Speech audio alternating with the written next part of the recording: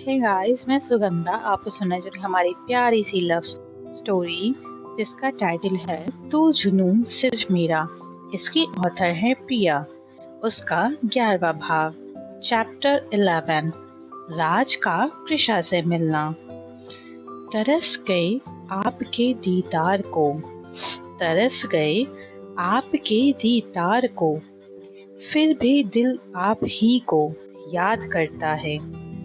हमसे खुश नसीब तो आपके घर का आईना है, हमसे खुश नसीब तो आपके घर का आईना है, जो हर रोज आपके हुस्न का दीदार करता है। राज पार्क के पीछे जाकर देखता है तो उसे वहां कोई भी नहीं दिखता है। राज गुस्से से सबको देखता है तो सब नजरें झुकाकर खड़े हो जाते हैं। इस वक्त राज पर क्या बीत रही थी सिर्फ वही जानता था। 2 घंटे से कृषा को उसने देखा नहीं था। वो हर पल तरस रहा था उसे देखने के लिए। तभी अचानक उसका ध्यान अपने हाथ पर जाता है तो उसे याद आता है कि कृषा के पास उसकी वॉच है। राज तुरंत ही रघु से कहता है, रघु, मेरी वॉच क्यूटी के पास है, तुम जल्द से जल्द उसे ट्रैक करके पता करो कि वो कहाँ है। रघु हाँ में सिर हिला देता है और लैपटॉप में काम करने लगता है। वहीं दूसरी तरफ हॉस्पिटल में एक आदमी एक वार्ड के वीआईपी रूम में आराम कर रहा था। तभी उसके पास उसका असिस्टेंट आता है और कहता है, बॉस, उन्हें होश आ गया है। वो आदमी तुरंत ही आंख खोलकर कहता है, ठीक है, मुझे उसके पास ले चलो। वार्ड में, दूसरे वार्ड में एक लड़की आराम से लेटी थी। वो सोचने लगी कि वो यहाँ कैसे आई। तभी वार्ड का गेट ओपन होता है और एक बूढ़ा आदमी अंदर आता है। कृषा उन्हें देखकर हैरान थी। तभी उसे याद आया कि ये वही हैं जिनकी जान बचाने के लिए वो भागी थी और खुद ही बेहोश हो गई थी। उसने उनके पीछे हट्टे कट्टे बॉडीगार्ड्स देखे तो उसे इन लोगों से डर लग रहा था, मगर उसके पास अभी उसके सर नहीं थे। इसलिए उसने खुद को शांत कर हिम्मत दिया, कृषा, तुझे इन लोगों से डरने की जरूरत नहीं है। वो बूढ़ा आदमी जाकर कृषा के बेड के पास रखी चेयर पर बैठ गया और उसे प्यार से कृषा से पूछा, बेटा, तुम कैसी हो? कृषा उनके प्यार से बोलने से थोड़ी रिलैक्स हुई और कही, मैं ठीक हूँ। तभी बूढ़ा आदमी, बेटा, नाम क्या है तुम्हारा और तुम किसके साथ आई हो? तुम्हारी फैमिली में कौन कौन है? कृषा हैरान थी। उसके इस तरह से सवाल करने से उसने अपना सीआईडी वाला दिमाग चालू किया। ये मुझसे इतना सवाल क्यों पूछ रहे हैं? कहीं ये मुझे किडनैप तो नहीं करना चाहते? मुझे ना इनसे झूठ बोलना चाहिए ताकि मैं इन्हें बुद्धू बना सकूं। कृषा ये सब सोच ही रही थी कि अचानक उस बूढ़े आदमी की नजर कृषा की वॉच पर पड़ी। वो थोड़ा हैरान हो गया क्योंकि वो वॉच उससे अच्छे से पहचानता था। उसने तुरंत ही कृषा से पूछा, बेटा, ये वॉच तुम्हें किसने दी? कृषा उनके सवालों से अब परेशान हो गई थी। वो उन्हें घूरने लगी तो वो बूढ़ा आदमी अपने आप को थोड़ा शांत करके बोला, अरे बेटा, मेरा मतलब है कि ये तो घड़ी लड़के पहनते हैं ना, तो इसलिए पूछा, और तुम तो लड़की हो तो मुझे लगा शायद ये घड़ी तुम्हें किसी ने दी हो। कृषा सोचने लगी कि अब क्या जवाब दे। तभी उसने कहा, ये मेरे हस्बैंड की वॉच है, उन्होंने ही मुझे दी है। वो बूढ़ा आदमी थोड़ा हैरान होकर बोला, क्या सच में वो तुम्हारे हस्बैंड की है? कृषा सोचने लगी, हाँ, वो लोग साथ ही तो रहते हैं, तो जो साथ रहते हैं वो तो हस्बैंड वाइफ ही होते हैं ना। और सर ने भी कहा था मैं उनकी हूँ और वो मेरे हैं। यही सब सोचते हुए कृषा इस डिसीजन पर पहुंची कि सर उसके हस्बैंड हैं। कृषा उनसे कहती है, हाँ वो मेरे हस्बैंड है और हम लोग घूमने आए थे, लेकिन मैं खो गई और यहाँ आ गई। कृषा रोना चाहती थी, मगर उसे डर था कि कहीं ये लोग उसे बेचारा समझकर किडनैप न कर लें, इसलिए वो बिल्कुल शांत थी। उस बूढ़े आदमी को अब शक होने लगा था कि कृषा कहीं उससे झूठ तो नहीं बोल रही, कहीं ये कोई चोर तो नहीं जिसने ये वॉच चुरा ली है। पर उसे ये भी लग रहा था कि ये अच्छे घर की लगती है, हो सकता है ये वॉच किसी और की भी तो हो। इधर पार्क में राज अब तक बहुत ही ज्यादा परेशान हो चुका था। अब उसका दिल तड़प रहा था कृषा को देखने के लिए। अगर थोड़ी देर में उसे कृषा का पता नहीं चला तो अब वो पूरी दुनिया में आग लगा देगा। राज की आंखें खून जैसी पूरी रेड हो गई थी और गुस्सा पल पल बढ़ रहा था। तभी रघु कहता है, बॉस मैडम का पता चल गया, उनकी लोकेशन एक हॉस्पिटल में शो रही है। हॉस्पिटल सुनते ही राज का दिल धक से रह गया।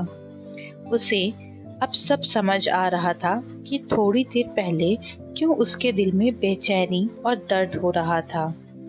राज तुरंत ही हॉस्पिटल के लिए निकल गया। मैप में अभी भी उसकी लोकेशन एक वार्ड में शो रही थी। इधर हॉस्पिटल में कृषा अभी भी बिल्कुल शांत बैठी थी। उसे उन बॉडीगार्ड्स अभी भी बहुत डर लग रहा था। वो बूढ़ा आदमी अभी भी कृषा से बात करना चाहता था। उसने कहा, बेटा चलो मैं तुम्हें घर छोड़ दूंगा, मैं तुम्हारी फैमिली से भी मिल लूंगा और उन्हें थैंक यू भी बोल दूंगा, आखिर तुमने मेरी जान बचाई है।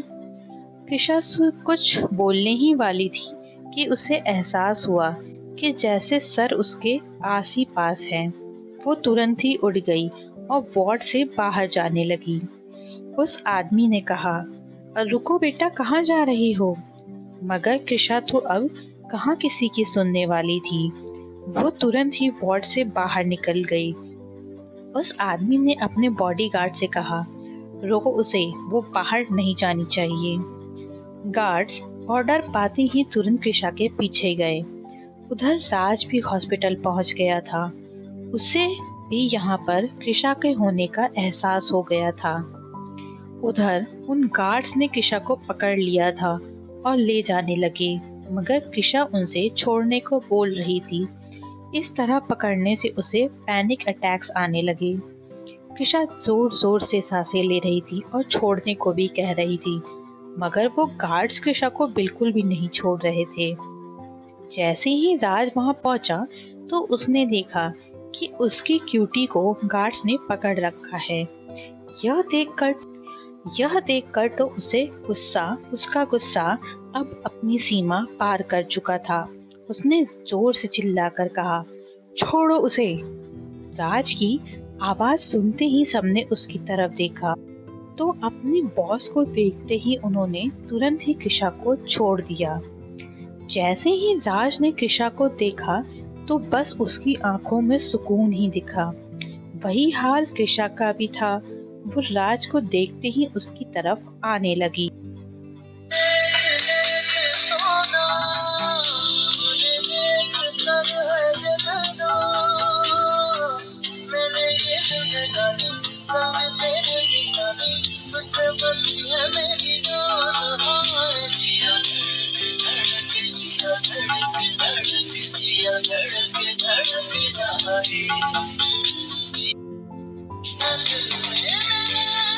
राज भी धीरे धीरे कृषा की तरफ आगे बढ़ रहा था और कृषा भी राज की तरफ धीरे धीरे आगे बढ़ रही थी।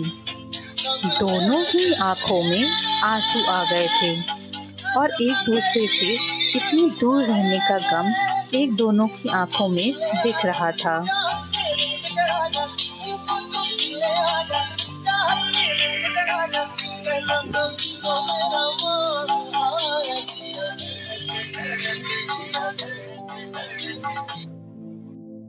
जैसे ही कृषा राज के पास पहुंची, कृषा बेहोश होने वाली ही थी कि राज भागकर उसे पकड़ लेता है और अपने सीने से लगा लेता है। कृषा भी उससे चिपक जाती है और उसकी आंखों से खून निकल आ जाता है। कृषा की हालत देखकर राज की आंखों में भी आंसू आ जाते हैं।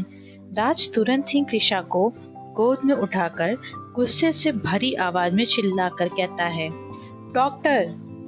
राज की आवाज पूरे हॉस्पिटल में गूंज गई। सब कोई डर से कांप गया। तब तक वहां पर आशीष भी सबके साथ पहुंच गया। आशीष ने जल्दी से कृषा के लिए नया वार्ड तैयार करवाया।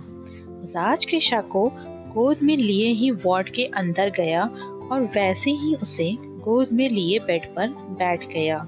डॉक्टर ने कहा, सर आप अगर इन्हें लिटा दे तो। उसने इतना ही बोला था कि राज ने गुस्से से कहा, ऐसे ही चेक करो। आशीष राज के साथ साथ आज आशीष के साथ साथ सब लोगों को राज से डर लग रहा था और कृषा बेहोश थी।